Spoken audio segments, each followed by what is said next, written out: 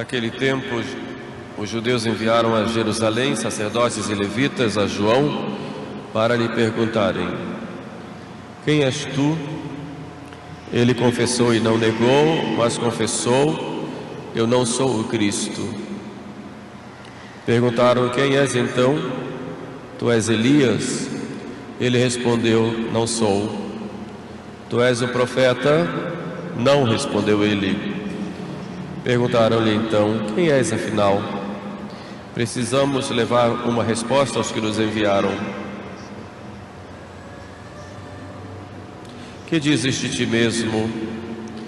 E ele declarou: eu sou a voz de quem clama no deserto, endireitai o caminho do Senhor, como disse o profeta Isaías. Os enviados eram dos fariseus e perguntaram a João: por que então batizas tu, se não és o Cristo, nem Elias, nem o profeta? E João lhes respondeu: eu batizo com água, mas no meio de vós está quem vós não conheceis, aquele que vem depois de mim, e do qual eu não sou digno de desatar a correia das sandálias. Isto aconteceu em Betânia, outro lado do Jordão, onde João estava batizando.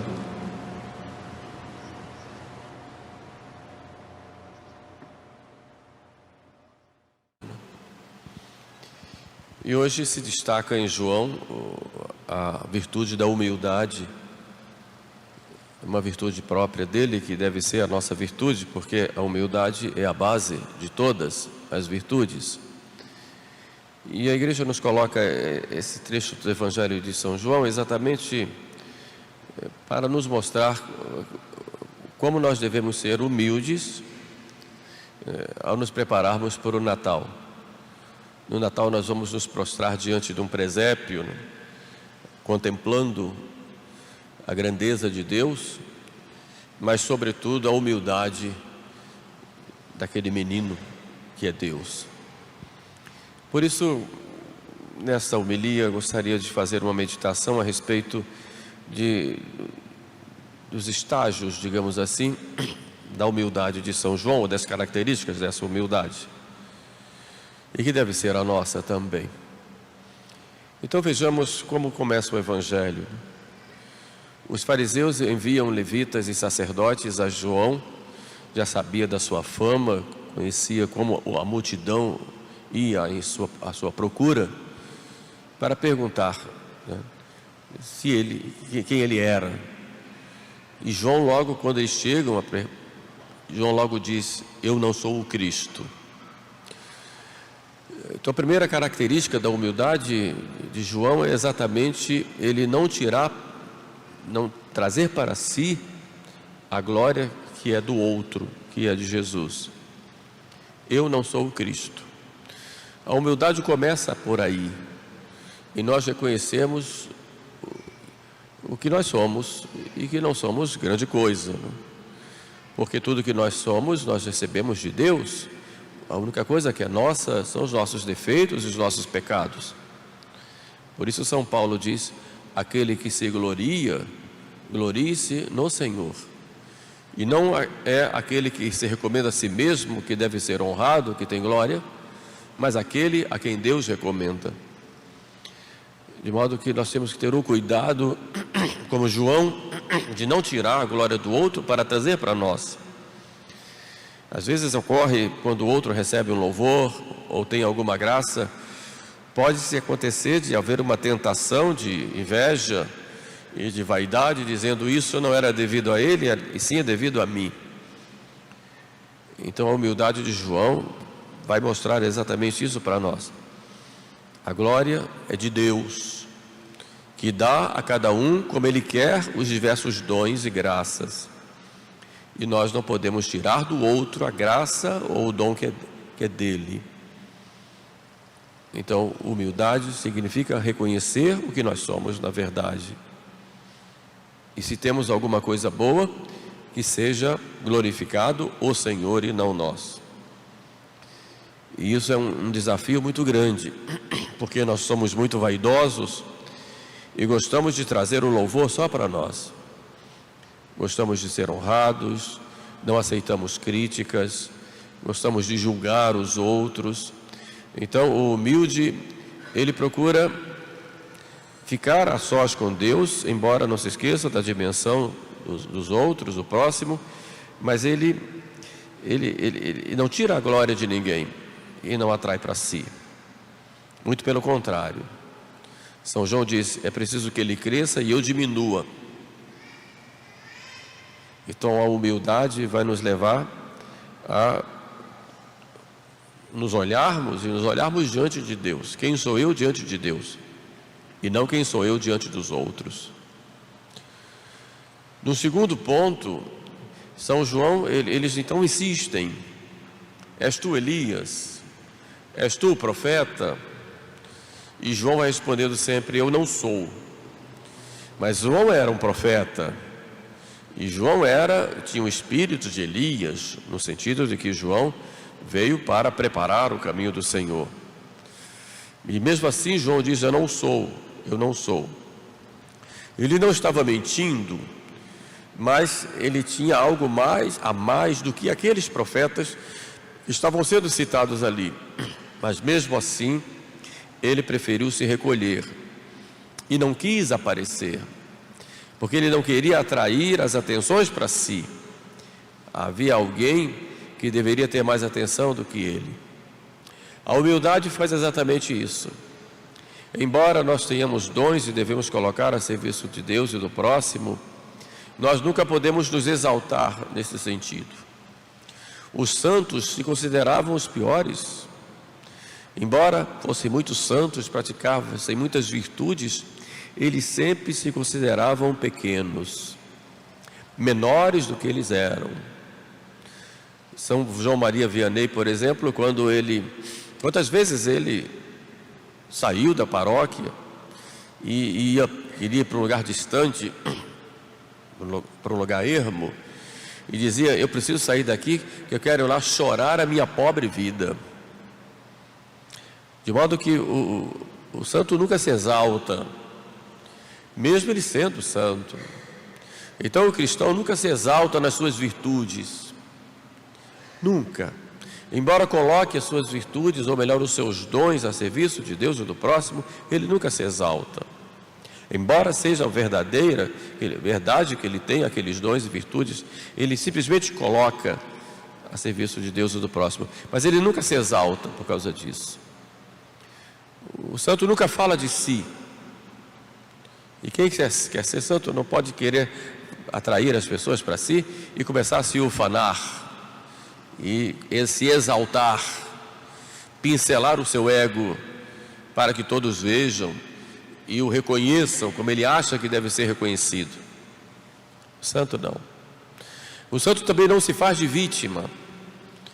Cuidado com aquelas pessoas que se fazem de vítima, porque querem, na verdade, atrair as outras pessoas para si, porque no fundo não são vítimas, são orgulhosas, vaidosas, mas como querem esconder numa capa de falsa humildade, isso diz São Bernardo, colocam-se como vítimas, como incompreendidas, como coitadas, exatamente para que as pessoas fiquem em volta dele ou dela e fiquem: coitadinho, como está mal, como maltratam, como fazem mal a essa pessoa. Então nós temos esse cuidado, porque isso é um orgulho disfarçado numa capa de falsa humildade. Os santos não fazem assim. Quando tem que sofrer injustiças, simplesmente sofrem e calam. Simplesmente calam. Essa é a postura de quem realmente tem a virtude da humildade. Então é preciso a gente não ficar buscando desses subterfúgios e ficar reclamando com os outros daquelas injustiças que fizeram contra nós, porque na verdade nós estamos querendo um trono que aquela pessoa coloque para nós e dizer: nossa, você é coitado mesmo, olha só o que fazem contigo, isso é uma injustiça, não pode ser assim, porque você é muito bom, você serve muitas coisas, você tem muitos dotes, você faz o bem para todo mundo, você etc.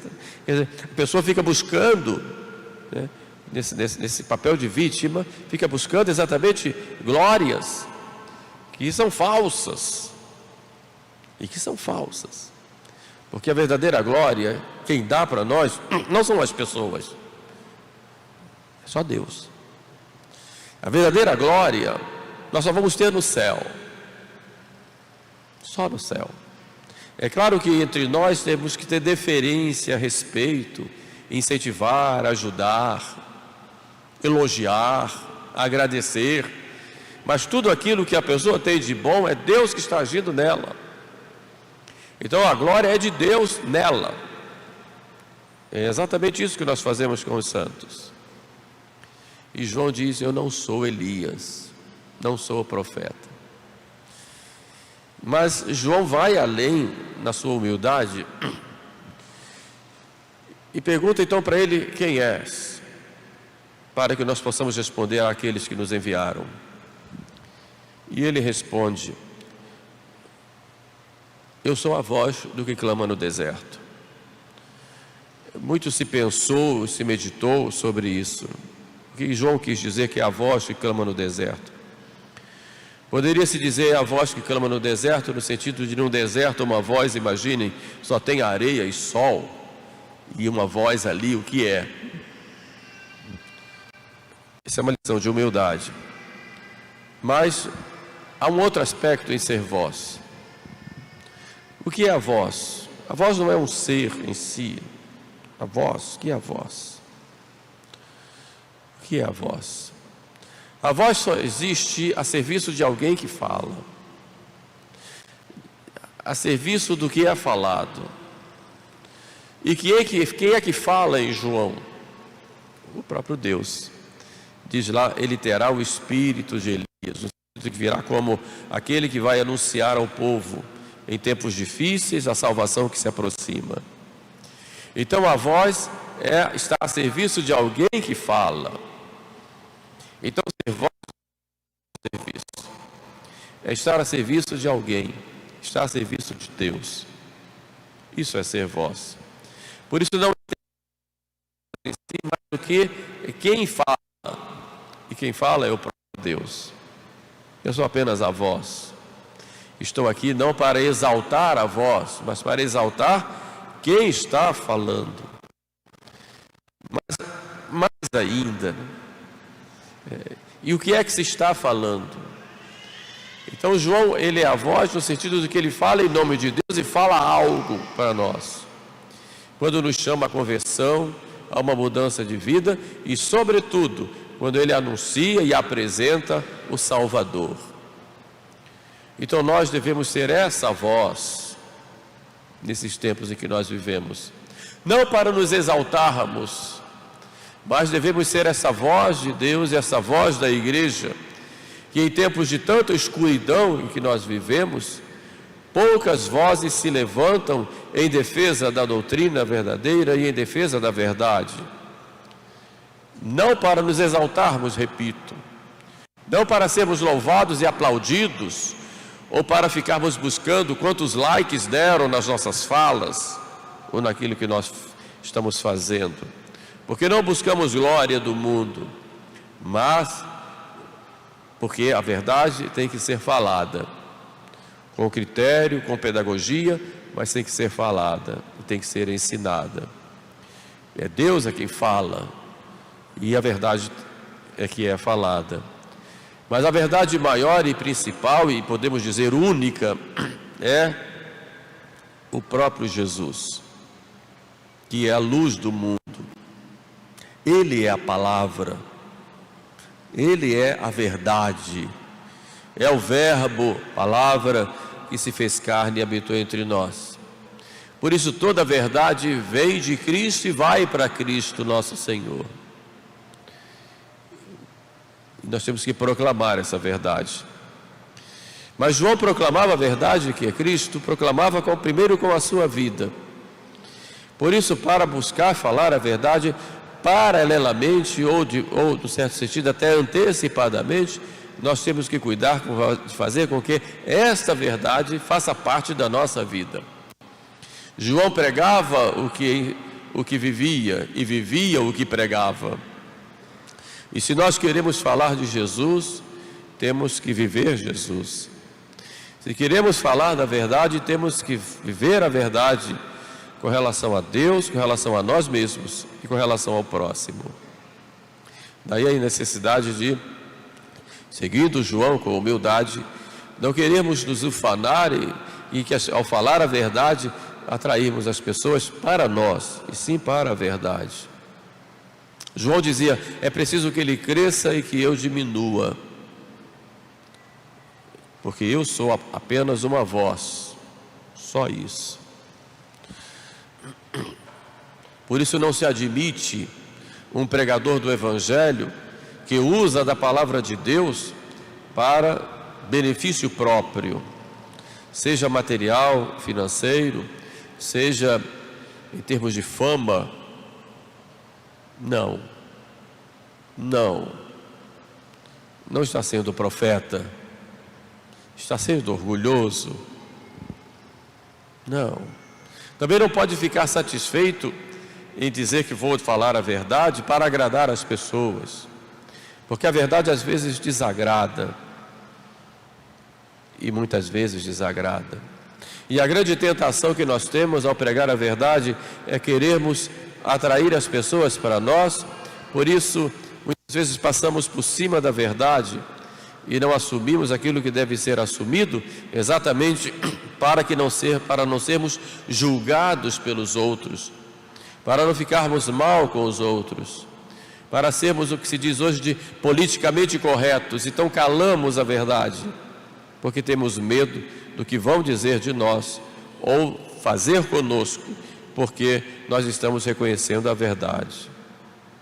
E é um grande desafio, porque hoje, seja o povo, as redes sociais, a mídia, facilmente eleva uma pessoa e faz de um grande pecador um santo. Como o contrário, podem fazer de um grande santo ou de uma pessoa de bem um grande crápula, ou uma pessoa malvada, enxovalhada, e a pessoa não fez nada daquilo que se disse que foi feito. Por isso o compromisso com a verdade exige reflexão, exige sobriedade e exige também, muitas vezes, o silêncio que observa, sobretudo em tempos de confusão, porque temos a tentação de falarmos as coisas sem pensar, mais levados pelo que os outros dizem do que pela própria realidade. E evidentemente a força social, ela nos pressiona de tal forma para nos condicionar a certas situações das quais nós não queremos sair, porque nos acomodamos. Então precisamos ter cuidado. Somos apenas uma voz, e não é fácil. Se para vocês é difícil, na vida social em que vocês vivem, no trabalho de vocês, na família e tudo mais, imagine para o sacerdote, que muitas vezes tem que tomar decisões ou fazer coisas que vão desagradar, mas por causa do compromisso com a verdade, tem que se sujeitar a ser crucificado, a ser chicoteado, a ser flagelado, e muitas vezes pelos seus, por causa do compromisso com a verdade. Mas João é voz, ele foi degolado, muitas vezes nós também somos, mas ele está no céu. Isso é que importa, isso é que interessa. Por fim, João vai falar de quem? De Cristo, né? Está no meio de vós um que vós não conheceis, mas eu não sou digno de desatar a correia das suas sandálias. E desatar a correia das sandálias era algo próprio dos servos menores. Aquele que ia à porta da casa, desatava a correia das sandálias, porque tocava no pé da pessoa, no chão, e depois lavava os pés. E João diz, eu não sou digno nem de desatar a correia das sandálias desse que está no meio de vós. Aí nós podemos entender quem é que deve sobressair na nossa vida? É só nosso Senhor. Preciso que Ele cresça e eu diminua. Só dele, só falar dele. Só Ele deve ser honrado, só Ele deve ser adorado. É só a sua palavra, só as suas atitudes. Mas é interessante que João diz: eu não sou digno de desatar a correia das sandálias, mas estou lá aos pés dele. São Paulo desenvolve isso dizendo: o meu viver é Cristo, não sou quem vivo, mas é Cristo quem vive em mim. E nós podemos entender isso em vários aspectos, e um deles é: nós proclamamos o reinado social de Cristo. Ele é rei. Mas aí devemos nos perguntar: eu falo tanto do reinado social de Cristo, mas será que Ele reina em minha vida? Ou eu estou usando esta tese apenas para me exaltar e ter uma bandeira social, que é importante, mas até que ponto Ele reina em minha vida? Até que ponto eu vivo nele? Estou disposto a sofrer por Ele, a morrer por Ele? Até que ponto eu vivo a penitência que Ele viveu? Até que ponto eu sofro a humilhação e busco essa humilhação? Até que ponto eu vivo essa pureza dEle, essa submissão dEle ao Pai, esta obediência total a Ele e ao Pai e à Igreja, né? Até que ponto eu vivo isso? Porque eu posso falar muito de Jesus Cristo, mas mais do que falar de Jesus Cristo, eu tenho que viver Jesus Cristo. E é nisto que consiste a santidade da nossa configuração a essa pessoa, que é nosso Senhor Jesus Cristo. Por isso, o momento máximo da nossa vida espiritual é aqui na mesa de comunhão, quando eu recebo Jesus, e que Ele vive, que fica em mim e eu nele. Só que não é um rito apenas, é mais do que isso, é uma vida. A partir da mesa de comunhão, eu tenho um compromisso de viver Jesus. Senão é mais uma comunhão que eu vou fazer. Mas eu vivo a comunhão no dia a dia com Ele, e vivo nele, dele, por Ele. É este o sentido da verdadeira preparação para o Natal e o sentido da nossa vida. Por isso, hoje vamos pensar um pouquinho sobre se estamos realmente sendo humildes, ou estamos escolhendo a nossa vaidade numa capa de falsa humildade. E se queremos aprender a humildade, vamos a João, que vai nos apresentar Jesus. E é em Jesus que vamos aprender, com a simplicidade de uma criança, como vai nos dizer o próprio Jesus: quem não se converter e não se tornar como criança, não entra no reino dos céus. Esta é a chave para o céu, é a humildade. Para encerrar, conto aqui uma história de São Geraldo Magela, que está lá nas atas de beatificação dele. Uma história muito interessante. Geraldo Magela cuidava da casa de um bispo, que já estava idoso, e ele era meio nervoso, né? E Geraldo Magela foi ao mercado, e no mercado lá tinha uma praça onde tinha um poço. E ele, com o molho de chaves na mão, estava lá cuidando das coisas, e de repente ficou parado perto do poço e ficou meio pálido, e só escutou o barulho das chaves caindo lá na água. E ele disse: e agora? O poço é fundo. Ficou apavorado, acordou: o que é que eu vou fazer com as chaves agora da casa do bispo?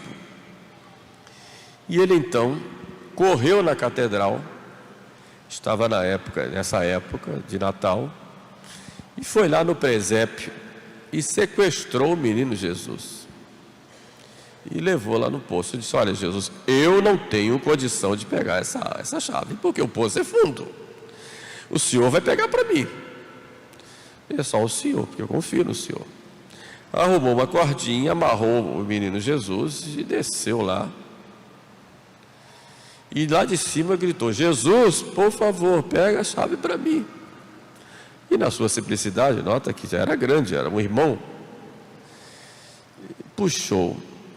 E quando puxou, o molho de chaves estava agarrado no bracinho do menino Jesus. Está lá nas atas, com testemunhas e tudo. Na verdade, nós, pelo pecado, perdemos a chave do paraíso. Perdemos a chave do céu. Pela nossa displicência, pelo nosso descuido, pela nossa vaidade, caímos no pecado, perdemos a chave do paraíso. E é só com a humildade que nós vamos olhar Jesus e dizer: Jesus, pequenino, pega a chave para mim. E é Jesus que vem e nos traz de volta a chave da vida eterna. Mas nós só vamos conseguir se formos a Ele, e a Ele como menino, no sentido de que com humildade vamos a Ele, e é Ele com essa humildade que vai nos mostrar e nos ensinar, que vai nos dar de novo a chave do paraíso, ou seja, a chave do céu. Então, devemos ser humildes. E a humildade é uma virtude. Toda virtude é cheia de atos. A virtude é sempre um hábito. Então não imagine que eu vou ter a virtude da humildade, se não houver atos de humildade. E atos de humildade vão acontecer, em geral, diante de outras pessoas. Por isso, uma humilhação, uma crítica, uma ofensa, é aí que eu vou praticar a humildade. Vocês certamente já ouviram falar na ladainha da humildade. Já ouviram? Uma vez eu fui mostrar a ladainha da humildade para uma senhora, e ela ficou assustada e olhou assim e disse: isso não dá para mim não. Isso aqui até que dá, mas isso aqui não dá. E foi vendo uma por uma. Às vezes a gente reza direto a ladainha da humildade. É para rezar, faz muito bem. É atribuída ao cardeal Merdeval, que era o secretário lá de Pio X. Mas a ladainha da humildade não é apenas uma ladainha, é um programa de vida. Então é preciso sempre olhar e dizer o que é que na minha vida eu vou aplicar isto aqui. Cada item daqueles, cada intercessão ou intenção daquelas. Aquilo é um programa de vida, não é só uma ladainha para eu rezar, rogai por nós, rogai por nós. É um programa. É um programa. Por isso que a senhoria disse: isso aqui para mim é difícil. Isso aqui eu ainda consigo, mas isso aqui está difícil. Porque é um programa. E é com esse programa de vida que nós vamos ter a chave do céu. Louvado seja nosso Senhor Jesus Cristo.